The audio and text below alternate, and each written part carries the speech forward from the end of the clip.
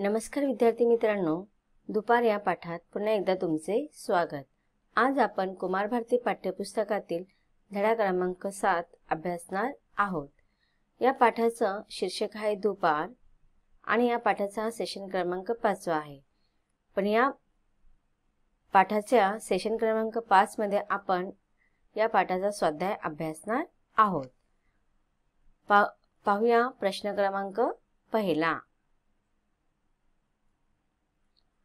प्रश्न क्रमांक पहिला, तुलना करा। बघा, इथे तुम्हाला कष्टकऱ्यांची दुपार आणि लेखनिकांची दुपार याच्यामध्ये तुलना करायची आहे। बघूया आता आपण कष्टकऱ्यांची दुपार मध्ये पहिला पॉइंट आहे, कष्टकऱ्यांची दुपार झाडाखाली किंवा एखाद्या विसाव्याच्या ठिकाणी असते। तर लेखनिकांची दुपार पहिला पॉइंट बघूया। लेखनिकांची दुपार जी असते ती कार्यालयात पंख्याखाली किंवा एसी रूम मध्ये असते। कष्टकऱ्यांची दुपार मध्ये दुसरा पॉइंट बघूया। दुपारचे जेवण बहुधा पत्नी सोबत करतात। लेखनिक असतात ना, ते त्यांच्यामध्ये सेकंड पॉइंट आहे, दुपारचे जेवण सहकाऱ्यांसोबत करतात। कष्टकऱ्यांची दुपार मध्ये तिसरा मुद्दा आहे, दुपारच्या जेवणात चर्चेचा विषय घरगुती असतो।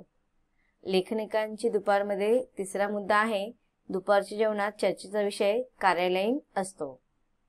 कष्टकऱ्यांची दुपार याच्यामध्ये चौथा मुद्दा आहे, कष्टकऱ्यांच्या दुपारमध्ये अनौपचारिकता दिसून येते।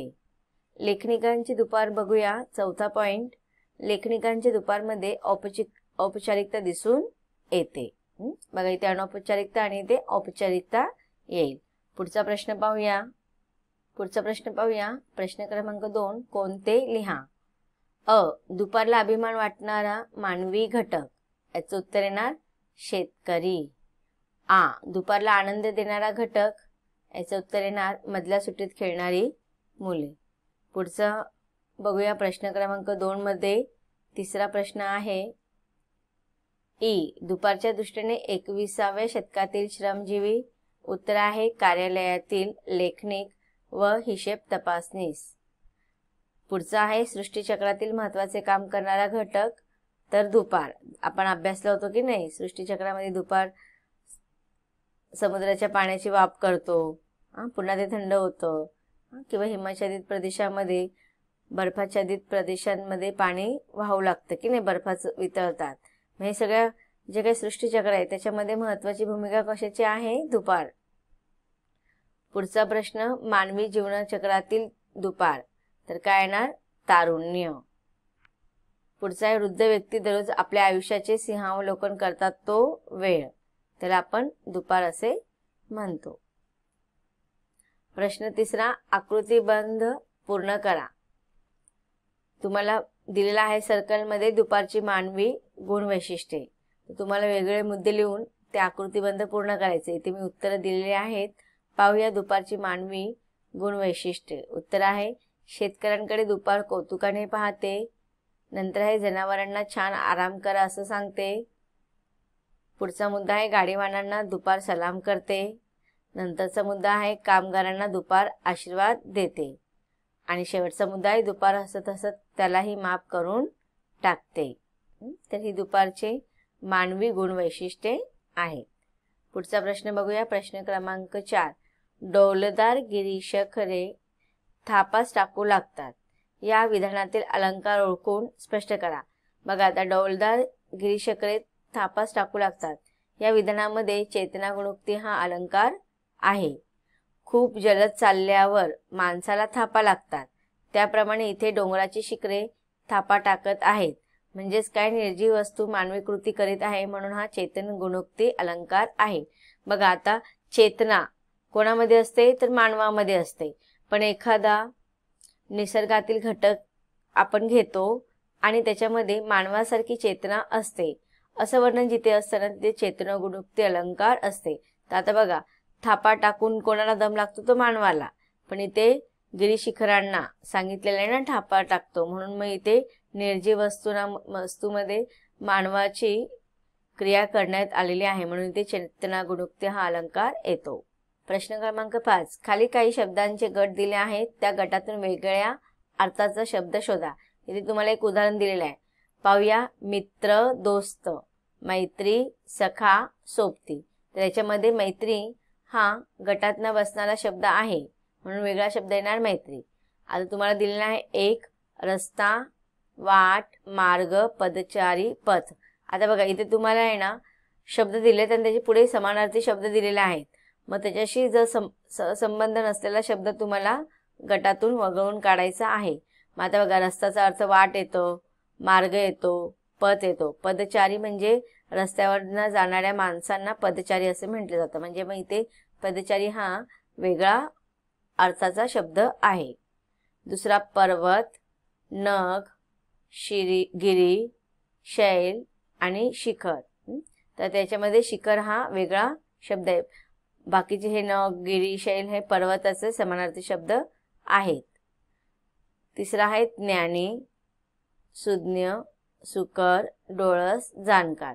तर सुज्ञ, डोळस, जाणकार यांचा ज्ञानी हा समानार्थी शब्द, हे सगळे समानार्थी शब्द आहेत. सुकर हा वेगळा शब्द आहे. चौथा आहे डॉल, जोम, एट, दिमाग, रुबाब. त्याच्यामध्ये जोम हा वेगळा शब्द येणार. नंतर आहे काळजी, चिंता, जबाबदारी, विवंचना, फिकीर. तर आता बघा इथे काळजीचा समानार्थी शब्द आहे चिंता, विवंचना आणि फिकीर. मग जबाबदारी हा वेगळा शब्द येणार. मग अशा रीतीने गटातून वेगळा असल्या अर्थाचा शब्द याच्यामध्ये आहे पदचारी, शिखर, सुकर, जोम आणि जबाबदारी. पुढचा प्रश्न पाहूया. प्रश्न क्रमांक 6 हे स्वमत आहे. आता बघा स्वमत मध्ये तुम्हाला ज्या गोष्टी योग्य वाटतात ते तुमच्या वैचारिक आणि काल्पनिक पातळीवरती तुम्ही स्वतःचं मत लिहू शकतात. आता हे जे मी उत्तर दिलेलं आहे तर त्याच्यामध्ये तुम्ही परिवर्तन करून थोडाफार तुमचं वैचारिक आणि काल्पनिक मत सुद्धा लिहिलं तरी चालणार आहे. बघूया स्वमत मध्ये पहिला प्रश्न अ, माझी मे महिन्यातील दुपार याविषयी 8 ते 10 वाक्य लिहा. उत्तर पाहूया. मे महिन्यामध्ये मी सुट्टी असल्यामुळे माझ्या मामाच्या गावी जात असते. माझ्या मे महिन्यातील एका दुपारचे वर्णन मी येथे करते. भर दुपारची वेळ होती आणि आम्ही सर्वजण भाकरी घेऊन शेताकडे निघालो. शेतात आंब्याची भरपूर झाडे होती आणि झाडांना भरभरून आंबे लागले होते. सर्वात समोर जाऊन आंब्याचे पाड जमा करण्याची आमच्यात चढाओढ. झाडाचे पाड खाणे हा आमचा जणू रोजचा छंद. पोटभर पाड खाल्ल्यानंतर त्या झाडाखाली आम्ही खेळत बसायचो. पुढे उत्तर कंटिन्यू आहे. खूप मजा यायची. शेतातील झाडाखाली ऊन अजिबात जाणवत नसे. खेळ खेळताना झाडांवरील कावळ्यांची आणि खेळ खेळून झाल्यानंतर पोटातील कावळ्यांची कावकाव ऐकू यायची. नजर सोबत आणलेल्या शिदोरीकडे जायची. एका बुक्कीत कांदा फुटायचा आणि 5 मिनिटात आणलेली भाकरी संपून जायची. खूप सुंदर असायची ती दुपार. जीवनातील बहुमूल्य आठवणी त्या दुपारमध्ये साठवलेले आहेत. बघा अशा रीतीने स्वमत मध्ये तुम्ही मे महिन्यातील एखाद्या दुपारी तुम्हाला आलेला अनुभव तुमच्या वैचारिक पातळीनुसार तुम्ही लिहू शकतात. पुढचा प्रश्न पाहूया. आ, स्वमत मधील हा दुसरा प्रश्न आहे. दुपार या ललित लेखातील कोणता प्रसंग तुम्हाला अधिक आवडला ते सविस्तर लिहा.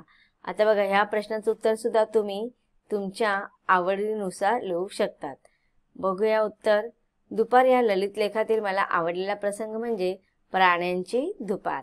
सकाळपासून प्रयत्न करून थोडं दाणा पाणी मिळाल्यावर छोटे छोटे पक्षी देखील कुठेतरी विसावत असतात आणि घरांच्या आश्रयाने राहणारी कबूतर देखील गुटरगू थांबून कुठेतरी छपरांच्या सांदीत थोडी सैलावलेली असतात. पुढे उत्तर कंटिन्यू आहे. आणखी उत्साहानं काम करण्यासाठी सज्ज होण्यासाठी थोडी विश्रांती घ्या म्हणत असते पशुपक्षी प्राण्यांना देखील ही दुपार. या प्रसंगावरून असे लक्षात येते की माणसांप्रमाणेच पशुपक्ष्यांना देखील विसाव्याची गरज असते. छोट्याशा घरट्यात छोटीशी पिल्ले किती छान दिसतात ना.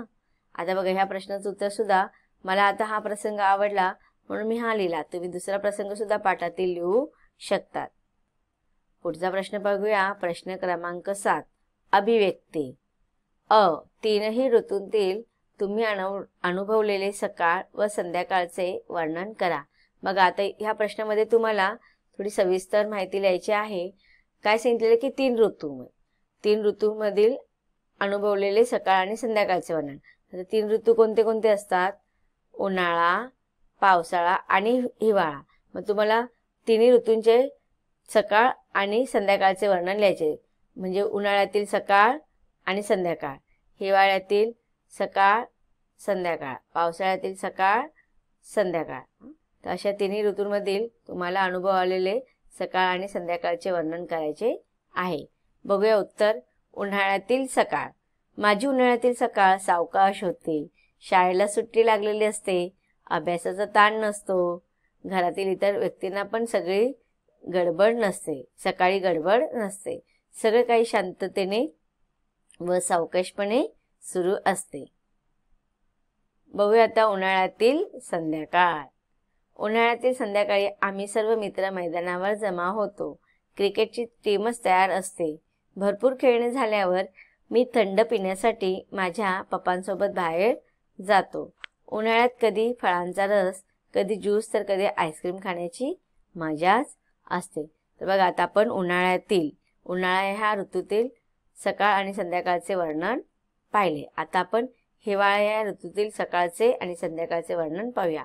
सुरुवातीला हिवाळ्यातील सकाळ. हिवाळ्यातील सकाळ ही थंड थंड असते. सकाळी लवकर उठायचे माझ्या जीवावर येते. तरी मला उठवण्यासाठी कधी आईची तर कधी ताईची हाक कानावर येते. कंटाळवाण्या सुरात मी उठतो. अंघोळ करायचं मन नसतं, पण थंडीत गरमी येण्यासाठी गरम पाण्याने अंघोळ करतो आणि रोजच्या कामाला लागतो. तर हे झालं हिवाळ्यातील सकाळीचे वर्णन. आता हिवाळ्यातील संध्याकाळचे वर्णन पाहूया. हिवाळ्यात लवकर संध्याकाळ होते. 6:30 ते 7 वाजता अंधार पडतो. हिवाळ्यातील संध्याकाळचे वातावरण प्रसन्न वाटते. पण कधी कधी इतकी थंडी पडते की संध्याकाळी स्वेटर घालावे लागते.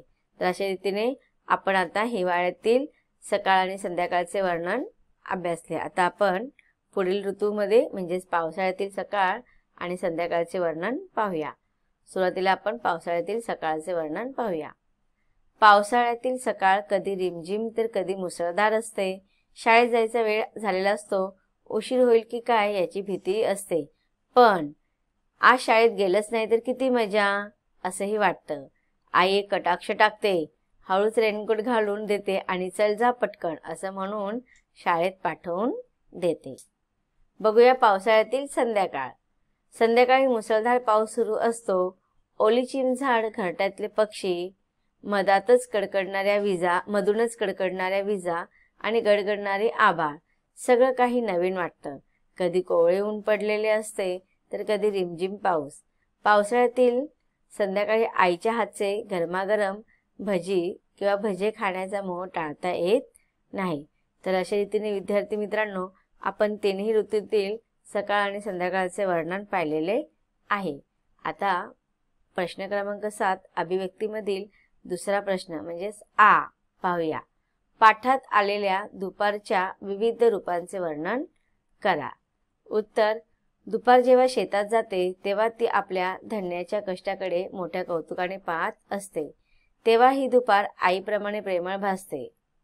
वडाच्या झाडावर दुपारी पक्ष्यांचा किलबिलाट थांबलेला असतो आणि फांदीवरच ऊन लागणार नाही अशा झाडाच्या सावलीत बिचारे पक्षी देखील थोडीशीच पण छानशी डुलकी काढत असतात. तेव्हा जणू काय दुपार अंगाई गीत असते. आता बघूया पुढे. उत्तर कंटिन्यू आहे. आणखी उत्साहाने काम करण्यासाठी सज्ज होण्यासाठी थोडी विश्रांती घ्या म्हणणाऱ्या दुपारमध्ये प्रोत्साहक मित्राचे रूप पाहायला मिळते. तीच दुपार जनावरांचा छान आराम करा असं प्रेमळपणे सांगत असते. कामगारांना कार्यरत राहा असा संदेश देत असताना ही दुपार एखाद्या बापासारखी भासते.